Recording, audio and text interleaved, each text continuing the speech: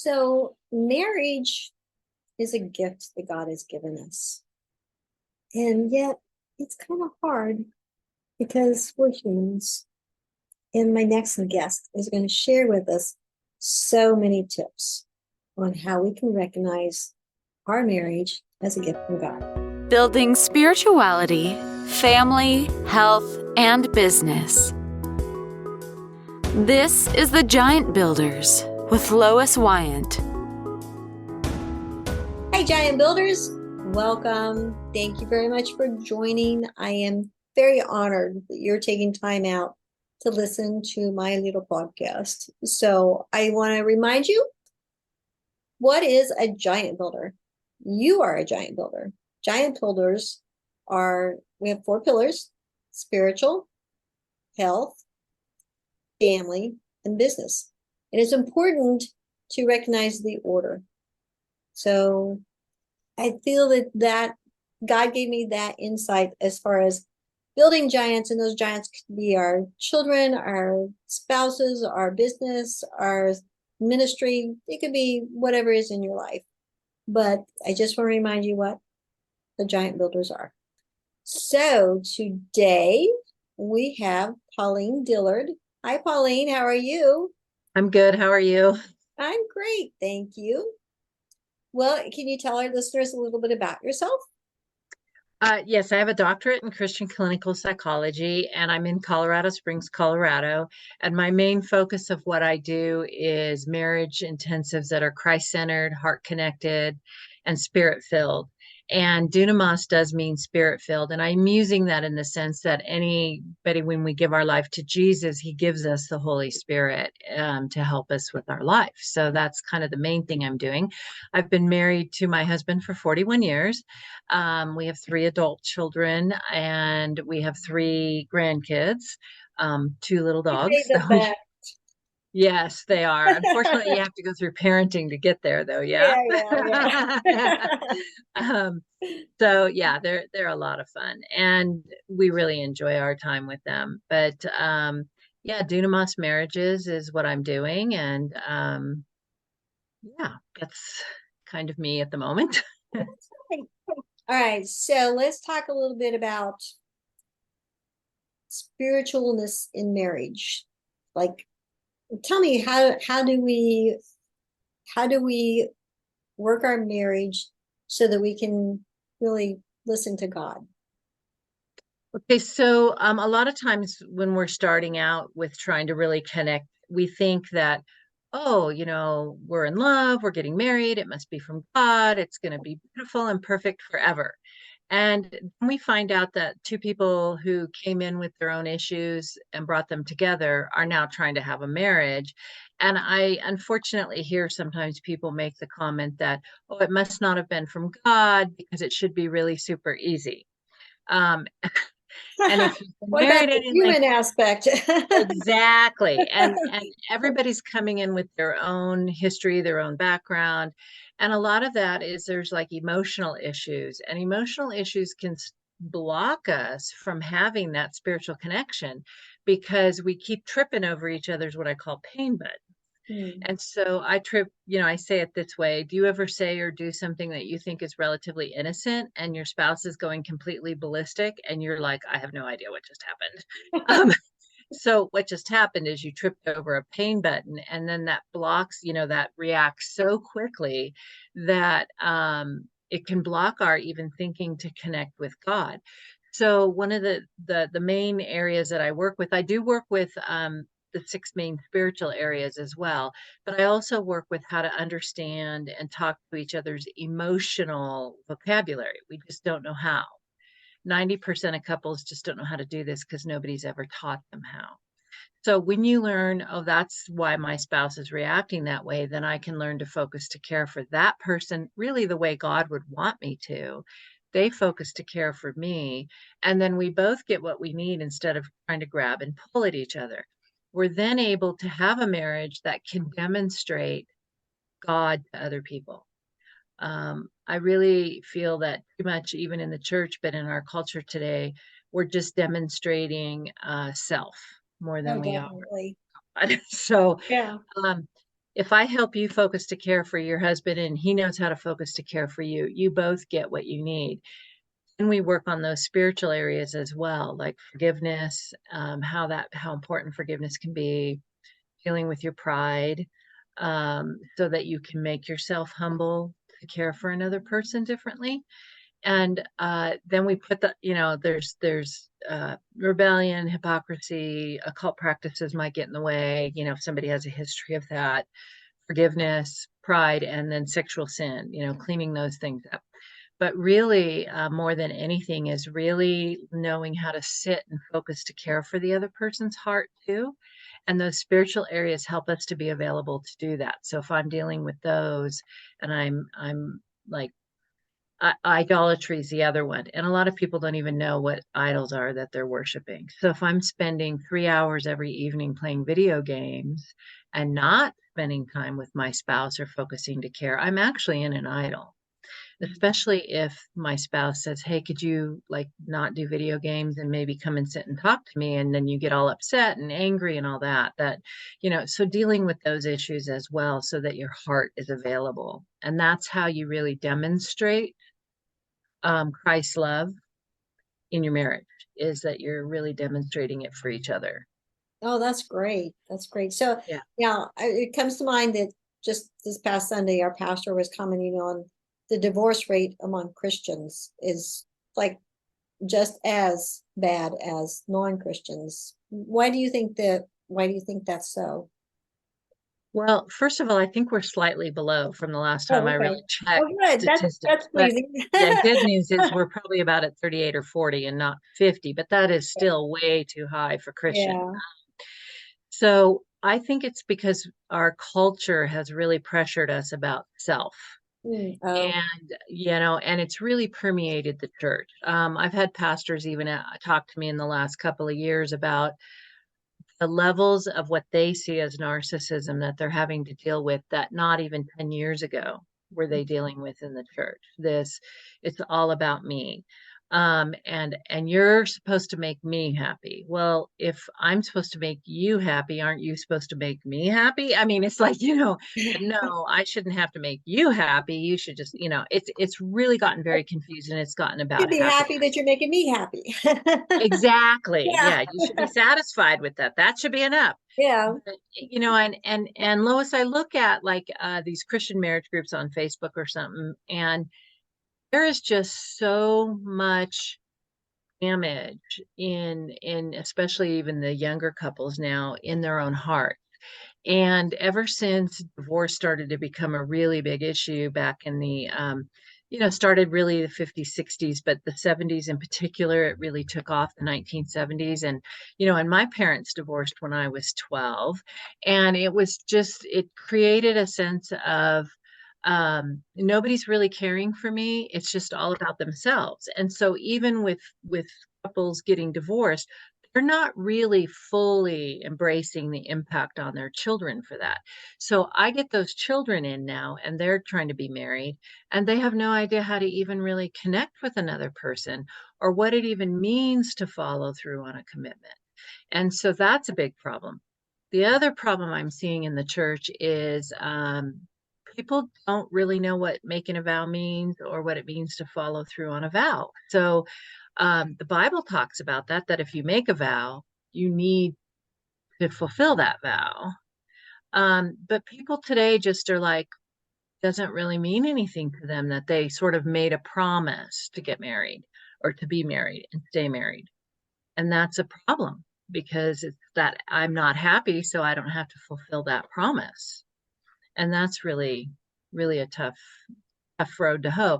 And, I tell people, it's like I was not actually what I would call born again when I got married, but I had been raised in the Catholic Church. And I knew that when you stood up there and made a vow, you were making a vow to God. And I knew that was a very serious thing. And then I was born again soon after that. I think God just wanted me to marry this man. And so he got me in there. And then, but when you have little kids and life is hard and things are tough and you got work and you got all those young things in life you're doing, it's not always happy. It's not always happy. but there was a thing in the back of my mind that I made a vow, and that vow was to God. It wasn't to a man. And it wasn't even to myself, it was to God. And so every time I don't want to stay here with this, I'd go, well, I made a vow to God. Is God releasing me from that? And the answer was no. So, you so we just, kept plugging away at it and doing our best to stay connected to each other. Because that, I don't know if you have children, but those years with the small kids, They're hard. they're hard years. And just like I was reading a book recently about how does doing something add to the value of your life, to your happiness of your life or not. And one of the things they talked about was kids really don't add to your joy when they're little kids, but we always think they're worth it. And you have to be able to embrace that they do grow up and move out one day if you've raised them to be adults. And, so they grow up and they leave you. And I knew even when I was young that meant I needed to be able to live with my husband after that. Yeah. And we used to talk about that. We need to really stay on that friendship page, if nothing else, because we're going to grow up, move away, and we have to live with each other still. And we have to really care about that, even when they were really little. And so we always did care about that. And I don't think couples today think enough about the future. I mean, they don't think enough about 40 years from now, or you know what I mean? They just think today is hard, and that is true. And we don't encourage that either, I don't think. Um, I actually blame my generation, because, all of the breaking apart and new relationships and breaking apart and new relationships, we created that problem in our generation. And so I get, like I said, these young 20-year-olds and 25-year-olds with the little kids at home. And I'm so excited because I want to teach them to care for each other and then change it for their kids. So Which now is a good point. I mean, your marriage affects your children. I mean, it affects them in so many ways. I mean, it's just not right. the DNA, it's what you're teaching them. Yes. And what you're teaching them about commitment, what you're teaching them about your yes being yes and your no being no. It's what you're teaching them about caring for other people and being able to love the unlovable the way Christ loved the church. Um, another thing that really annoys me on social media, you're getting a lot of my annoyance today, but there's a lot of Okay. answers A to lot it. of annoyance there too. It's the memes about, dumping toxic people. Okay, now I get it. If somebody's super abusive, I would never want anyone to stay in a relationship where they're being beaten or, completely abused. But not every bad day out of my spouse is abuse. And they're kind of defining, like, the span of this is abusive has gotten so wide that we no longer even tolerate, oh, somebody's having a rough time and maybe I should be caring for their heart right now and letting them know that they're cared for so that they can heal whatever damage they're trying to deal with. And that just, I'm so tired of it because Jesus hung out with toxic people. I mean, come on, you, me, we all have our toxic moments, and he still loves us, and stays there for us. So it's just this whole attitude we have in this culture today of me, Mhm. and I should be happy. And even the Constitution to the United States says the pursuit of happiness, not a guarantee of happiness. Oh yeah, Yeah. that's good. Right. And you may pursue happiness, but you need to pursue it biblically within the structure of what you have and where God has you. And people also biblically, they think happiness, the root word is happenstance, which literally means circumstances. So your happiness is then based on circumstances, Oh, okay. where the joy of the Lord is based on the core of your relationship with Christ, regardless of circumstances. And that's a big difference. That is a big difference.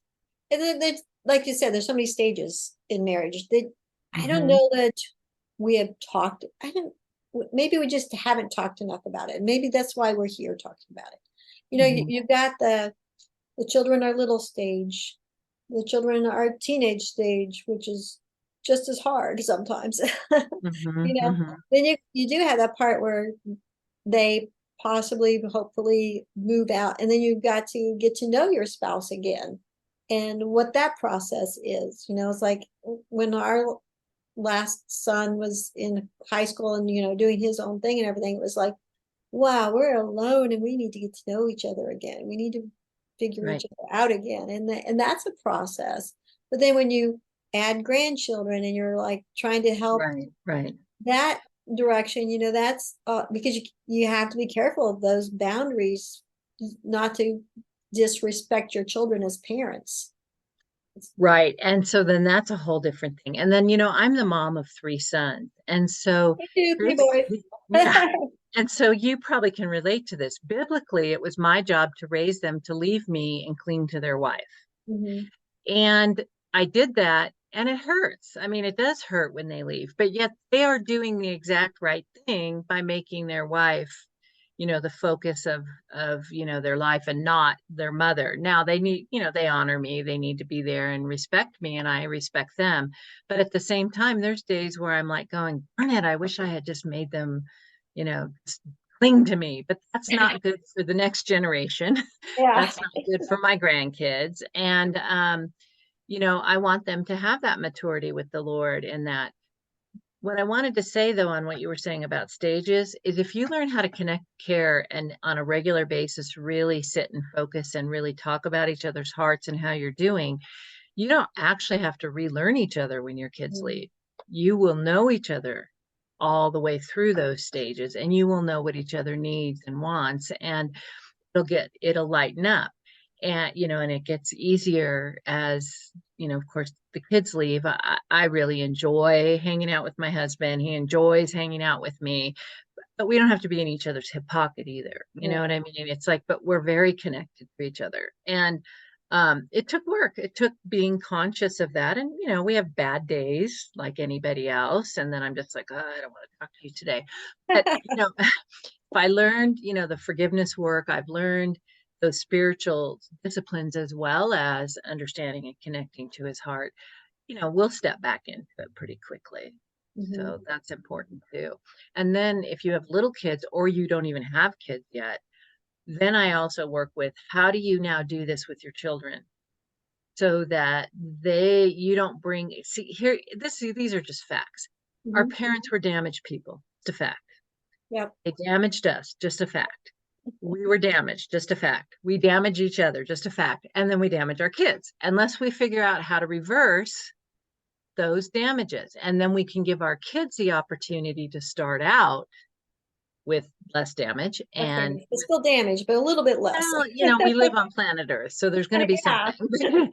But they can start their marriage out already knowing how to be connected to each other Mhm. and bringing that forward and working with it.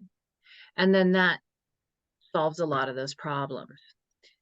The other thing I see in the church happening is a lot of divorce and remarriage stuff going on too. And then maybe my husband was married to somebody else and has children, and now he has to hang out with them. And then he's seeing the ex and all this. And I'm going to say something that people probably won't like, but sometimes I see those stories in social media, and all I think is, well, sweetheart, you're married to somebody else's husband. That's Yeah. why it's not going so well for you, because they still have a connection. There's no way to break that And apart. especially if they have children, then Uh-huh. they need to be concerned about that area as well. Yeah, and it just creates this pulling apart. Now, I've had these second and third marriages and stuff in my office as well, and I've had to help them, and I've helped that couple be able to really connect. But when they're, like you say, there's stepchildren and things in there, it is a more complicated situation because that child needs their dad or they need their mom in their life. And yet, biblically, the husband and wife are supposed to be the primary relationship. Mhm. And how do we create that without damaging the child further? It's very tricky. Yes. Yeah, always. Life is just hard. Well, it is, but when we do, I always say even when it comes to marriage, especially, we can do things God's way. We can do them our own way. We can do them the world's way, or we can do them Satan's way. And when we do them God's way, things really flow a lot better. I have some friends who actually now have a TV show, and I've gone on it with them a couple times. But 15 years ago, they came in and did this marriage counseling, and they talk about it all the time, and it's okay for me to talk about them. And they said 15 years later, she will say, I've gone to conferences, I've gotten books, we've done these other things. And she's like, I don't even remember what they said. But the tools, which is what I call it, that I gave them 15 years ago, they still use 15 years later. And so when they start to slip, like I said, sometimes we do, they'll be like, we got to go back to what Dr. Pauline gave us, and we need to, bring that back in. And they said, we've watched friends of ours, their marriages fall apart and divorces. And they're always like, why are you guys still married? And they're like, we've been telling you for 15 years, you need to go learn these tools. Yeah. Yeah. I had somebody one time say that's why there's so many self-help books, is because we can't remember what we read. So somebody else We read rewrites another one. one. Yeah. Yeah. It's like Yeah. And, keep reading a new one. yeah. And so what I did was I actually put a workbook together that I use in the counseling right now. I've used it for the last few years, where we go through all of those things. And I'm getting ready to make it like a mass market production, but people can actually buy the PDF version on my website right now.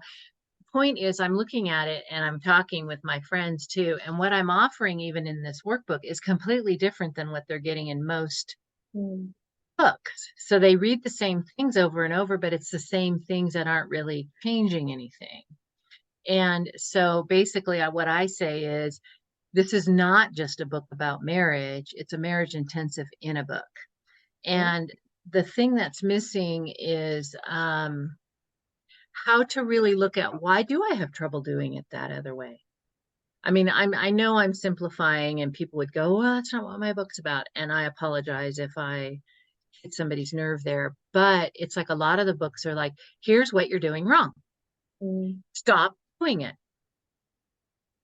Oh, here's a scripture to help you stop doing it. And then people can't do that because they're not given, well, what do I do instead? Or they're given a light version of, bring your wife flowers, or, do this nice thing for them, which is all good. But to me, it's like playing nice in the sandbox and not really connecting to help a heart heal. And spouses are the most critical to helping, besides Jesus, bringing Jesus into it, to help somebody's heart heal. So if your wife comes in with, damage from, say, a sexual abuse or something, and you don't know as the husband what her language for that is, or how to talk to it, or what to do, you're not going to do anything. Yeah. So, and I say to people, I'm going to tell you how to fix your marriage. Just go home and care for your spouse's heart. So Mm. what are you going to do? What are you going to do? So What does that look like? what does it look like? And so Yeah. even in the workbook, I have all these exercises on really developing, what is that heart language? Where did it come from? What did they bring with them? How do I have a whole chapter on how to sit, like, what your posture should look like, and your facial expressions and your eyes and all that. And then I even have questions about, okay, as you did this exercise, how did you feel inside? And if you were backing away from it because of your own pain, what did you do to overcome it? How do you keep moving forward towards your spouse? And in my office, I actually coach people on how to do that. But so, and I put everything I do in my office, I put in this workbook. And it was really funny because my editor read my first version, and he goes, nobody cares what you know as a doctor. Could you just write what you say to people in your office? And I was like, sure. And so that's pretty much what I did. And a lot of the exercises are things I have them do in the course of this 5-day intensive that they do. So I want to really change and heal hearts. I don't just want people to play nice in the sandbox. I want Jesus to be a piece of that. And if God isn't the center of what I'm doing, then I always tell people my degrees are just papers hanging on the wall, but not that I despise my education because I use a lot of it.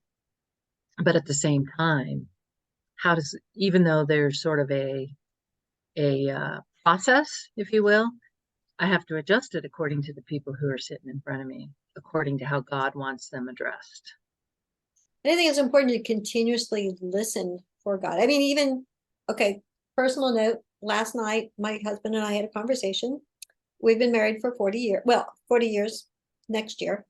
And the conversation started with like, I feel like I always disappoint you. And he said, well, I feel like I always disappoint you. And so we had a discussion about that. And we Right. came to the conclusion that what our day needs to be is, did I please God? And if I could say, hey, I made God smile today, then we won't have to worry about disappointing each other. Right. And also because you don't take on the disappointment from other people, you know solidly who you are in the Lord. But, I actually had a client recently who told me that he never believed that marriage was God's idea. Oh, And okay. I know. And I'm like, yeah, it is. And I went back to, God knew the world was going to be a hard place. So he wanted us to have a safe place to land. And we're supposed to do that. And I showed him some of the scriptures I use in the book and stuff. And once he got his mind wrapped around that, the dynamics of their marriage changed significantly. Mm.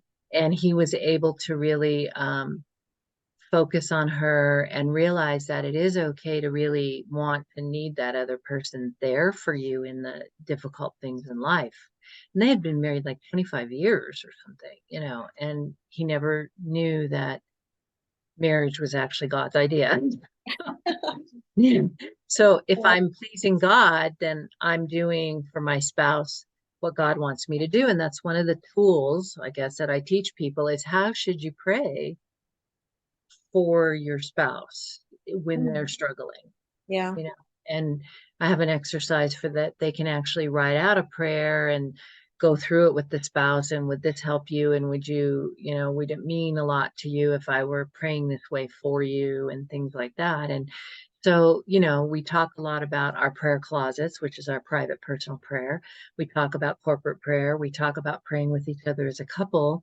We, pray for your day or whatever like that. But the actual, how do I say a prayer over Jesus? How do I help my spouse right now? What, not pray for them. We always want to pray for the other person, Jesus, help them to not be sad or hurt or whatever. Make them feel you. We make it with the responsibility of the other person connect to Jesus. Mm-hmm.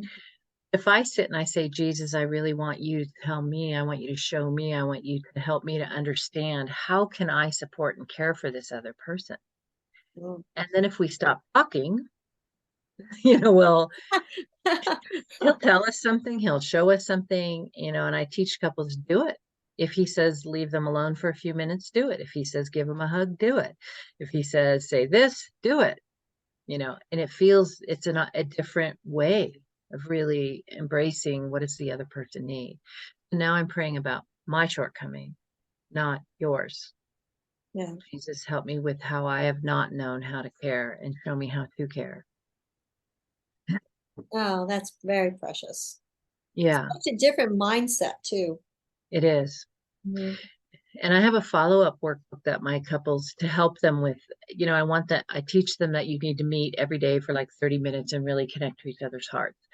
Well, a lot of people had trouble with, well, what do I say? Or how do I say it? Or I don't know what to say. So I actually did a follow-up workbook to help them with conversational leads and things. And at the end of that is just a prayer they can pray for their spouse, over their spouse. And it's not necessarily that one, but it's like, just so that they are taking responsibility every day. When it's my turn to care for you, I'm going to pray for you. And when it's your turn to care for me, you're going to pray for me. Mm-hmm. So they're able to learn to go back and forth and really hear each other, not back at, I'm sorry I said that, because if you go back and forth in a conversation, both people walk away not feeling heard or understood. Yeah. So actually what I do is I teach you to go one direction at a time. Like, if I'm focusing to care for you, it's just me focusing to care for you. It doesn't matter how I feel. It doesn't matter what I'm thinking. And then it's your turn to care for me. And then it doesn't matter what you're feeling or thinking. It only matters how you're caring for me. And now we're both getting our hearts cared for. Oh, that's Yeah. wonderful. Yeah. It's a very different type of communication. It's heart communication, not head communication. Um, That's sometimes that's hard. Well, it is, but once you've learned, like I said, I've taught Uh-huh. you what's the vocabulary, what is the Yeah. damage it's connected to, what does that person need to hear. And when they do come in, I literally, once I have all that information, I would look at you and I'm going to say, Lois, turn and look at your husband. I want you to look in his eyes and I'm going to tell you exactly what to say. Mhm. And so now I have the vocabulary now, and I'm going to have you start asking heart questions, pursuing where the damage is. And then once you get the what I call the yes, that's what caused my heart to be damaged. Maybe it was, when I was 6, my dad beat me or something.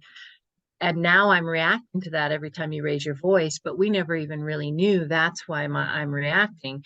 And then you can reverse it. And I would tell you exactly what to say. Well, he was really wrong for doing that. I'm so sorry that that happened to you. I'm shortening it all, Yeah. but I'm here for you. I won't do that to a little boy's heart. I want to care for it, and pretty soon it starts to heal because Oh somebody's in yeah. there caring for it.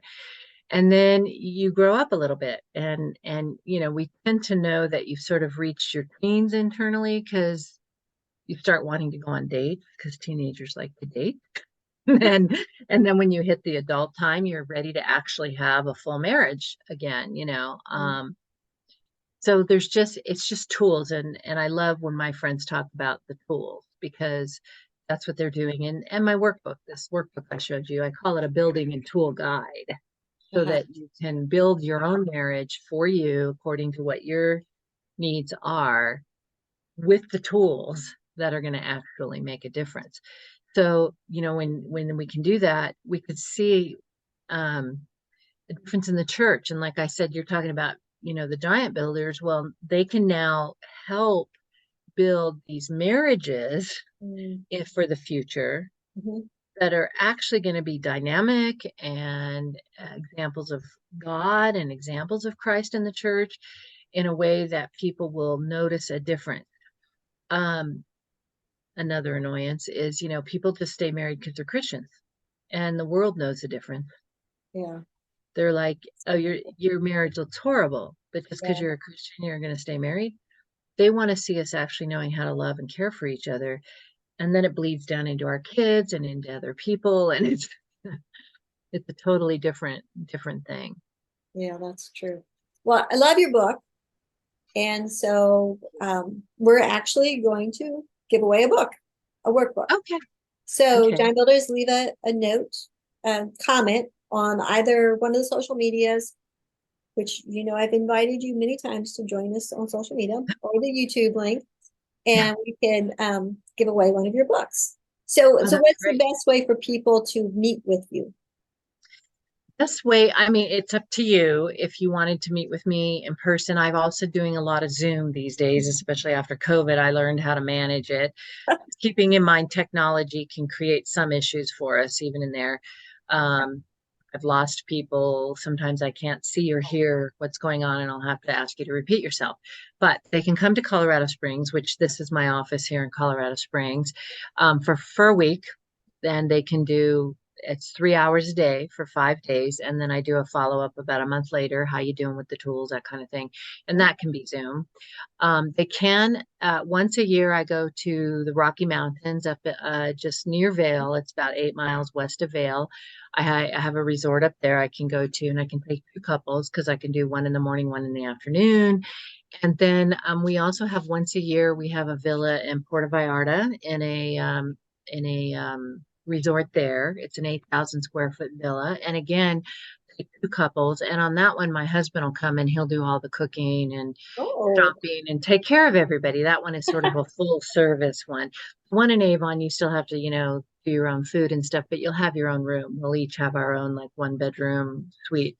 Um, so those are nice, wonderful ways to do that. Puerto Vallarta, the next one is in May, so 13th to 20th. The next Rocky Mountain is August 31st to the 7th of September.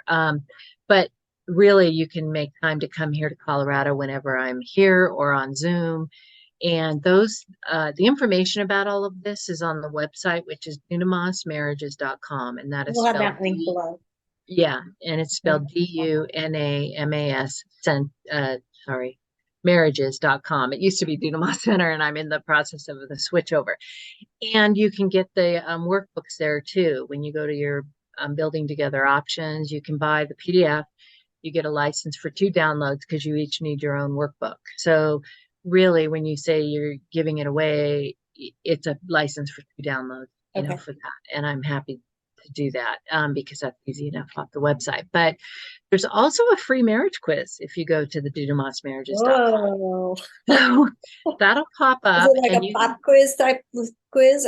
it's a little short quiz, and then it'll kind of tell you how you scored. And really, it's all the way from, hey, you guys are doing fantastic, which about 10% of people get this all figured out on their own.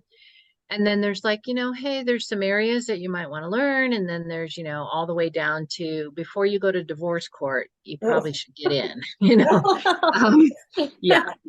And I don't, yeah. And I'm going to tell you, Lois, if both couples make a commitment to do this intensive and to do what I give them to do, I'm just like, I want to take you somewhere, get in the wagon, do what I give you to do. I can guarantee your marriage will change. If you both do it, because you're bringing God in, you're hitting the core deep issues of the other person, you're doing things completely different. One comment I get from couples a lot is with their marriage intensive week, that was the hardest thing we ever did, and it was the best thing we ever did. Oh. Yeah, so I hear both because and the comment about me is I am like going to be really upfront. You got to be ready because I'm very blunt.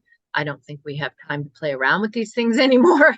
And people will say, she's just going to call it like she sees it. She's going to call it, call you out on your stuff. She'll call both of you out on your stuff and then show you what God would want you to do or how you care for the other person differently. And so they're like, it's pretty intense. It's called an intensive for a reason. But at the end of it, people are just like, oh my gosh, that's so refreshing. And I start out with an assessment right at the very beginning. It's called the Taylor-Johnson temperament analysis, and you have to be approved to use it. But it tells me right up front how much depression you have, what you guys do when you're in pain, how you're affecting each other. Oh wow. And I do that like right up front because it shows where we're starting, just like that. And I have had more couples say to me, have you been at our house? Because it literally tells me this is what you're doing, this is how you're reacting, and this is what we're going to work on changing. Granted, I know you're not like that all the time, but when you guys are in pain, this is what you're getting out of each other, and I want to help you to stay out of those areas. So people love that analysis and they can do that online. So if they're like, oh, we're going to do Zoom, well, I have it all set up with Taylor-Johnson that you can actually do it online. It comes to me. I'm ready to go when we start. So it, that I love that tool. I don't like a lot of these personality tests because they tend to leave people with, oh, I'm a this, I'm a that. Get over it. That's my reason for being who I am. Right. And I shouldn't have to change. Well, this will tell you, you really turbocharge people when you're upset, but your spouse is a real quiet, calm person. And now let's look at how do we meet each other so that he comes up a little bit, you come down, and now you're actually communicating at the same place. And I can help you with that. So it's a very different kind of a setup. And I've been using that for the 15 years I've been doing the counseling. And you have to have a graduate degree for them to approve you. And I'm actually approved to train people on it, but I'm doing that right now. So but I have other things that you're going to learn too. Like for example, one of the first things we do, if you can see this okay, this is a web of pain. And it's like, tell me your emotional damage that you've had. It tells me like what we call pressure pain. Like if people behave this way around you, do you react? It tells me abuse pain. And then it tells me, and your spouse, what do you do when you're in that pain? And that's where we hit the spiritual discipline Mhm. is, do I get bitter? Do I get rebellious? Do I get hypocritical? What do I do? And when I'm done with it, and it looks kind of like this Oh, with the okay. lines, okay? Yeah.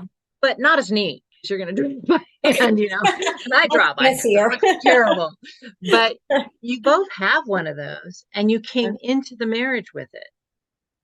And then you're stuck. This is what the enemy is trying to use to keep you stuck from being Mhm. able to really connect with each other. So then you go to church and this person comes who's going to talk about how important forgiveness is in your marriage.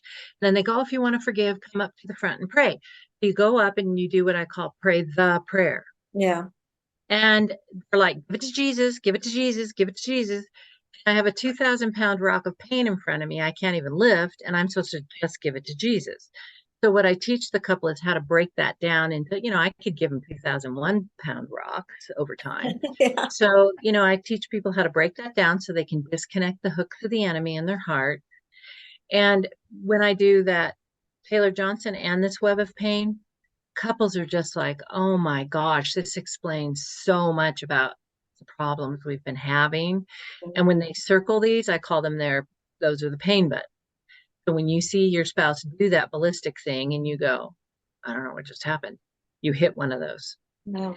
And even by accident, you didn't do it on purpose. You maybe didn't even create the button. They came in with it. So now we want to clear that up so you can have the freedom for your hearts to really come together. It's just one of the tools I'm talking Yeah. about. There's many, but those are the first ones that you're going to really learn what's going on. And then I'm going to help you with how to actually change it. Hmm. Because, there's so much stereotyping too, even in the church with, well, men are going to be like this and women are going to be like this. And, Mhm. um, I did this web of pain one time, and the abuse areas are emotional abuse, physical abuse, spiritual abuse, and sexual abuse. Okay. And when I was going through and circling them, and then I said to one man, and then I went sexual abuse, and I put my pen there, and he burst into tears. Oh. And his wife never knew he'd been sexually abused as a child. Yeah. And when she said, how come you never told me? He said, you never actually asked in a safe way what I'd been Oh. through. So we were able to work on how does he overcome it and how does she help him and things like that. And I do have a background with abuse traumas and things like that. So, I know how to really also work with that if we need to go further and, things like that. Hmm. Yeah, Oh, so much there. there's a ton. Yeah. I appreciate you just giving me time to really just share because Oh, I um, can't wait to publish. I can't wait to get this out there. I know, and I'm so excited for it. And you're giving one away, and I'm not there yet. But after the first, I'm working right now on creating like a couple of like sample chapters. So right now they can get the free marriage quiz, but then they're going to be able to get a free sample chapters so they can see like at the front and the beginning and why it's so different before they buy. Because if you look at it and you go, oh, $100 for a couple of books. Well, it's a marriage intensive in a book. It's Mhm. not just a book. So people might need to see what the exercises look like, why this is so intense.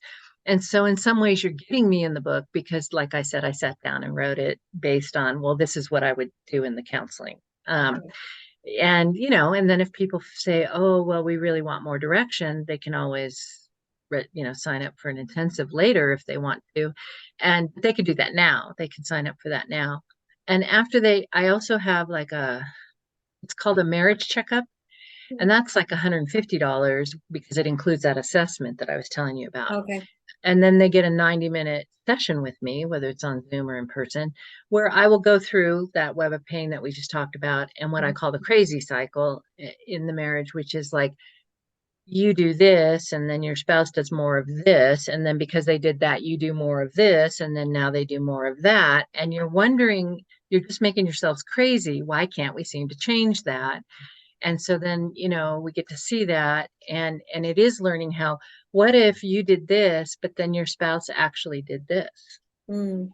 And what is this going to be? So that's where I say I have to tell you exactly what to put in there for you guys once I Mhm. understand what your issues are. Or you're just going to go back to the same thing that Mhm.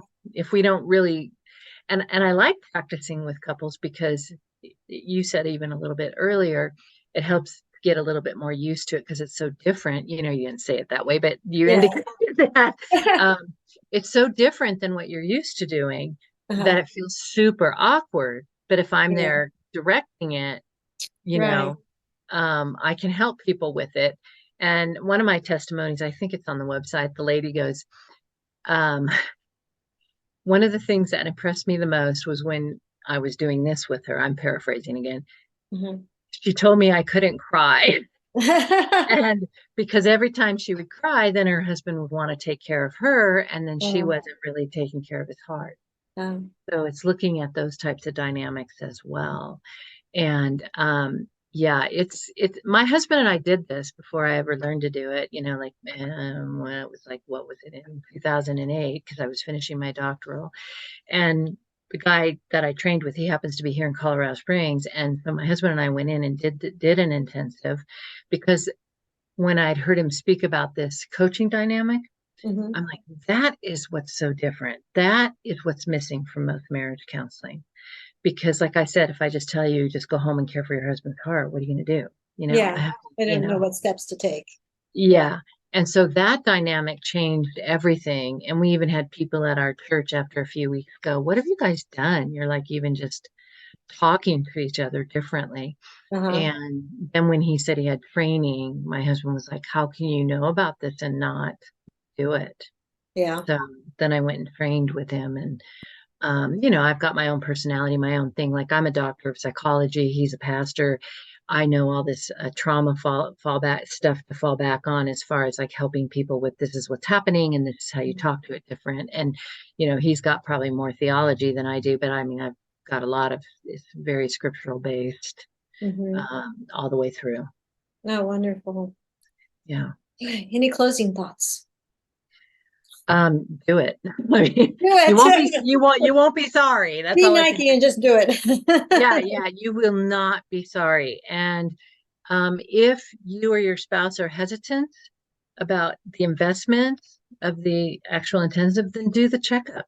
And then both of you get a chance to do your assessments, to hear what I have to say, for me to go through what we would actually work on and what it would look like for us to do it. If you buy the workbook ahead of time, I'll credit you for that when we do the intensive, because you already have the workbook. So, you know, I'll credit that. And you know what? Just come to Puerto Vallarta. Oh my gosh, you are going to have, the couple we took last December last year, they were just like, oh my gosh, this was the best place we've ever been, and they've traveled all over the world. And they were like, these accommodations are amazing.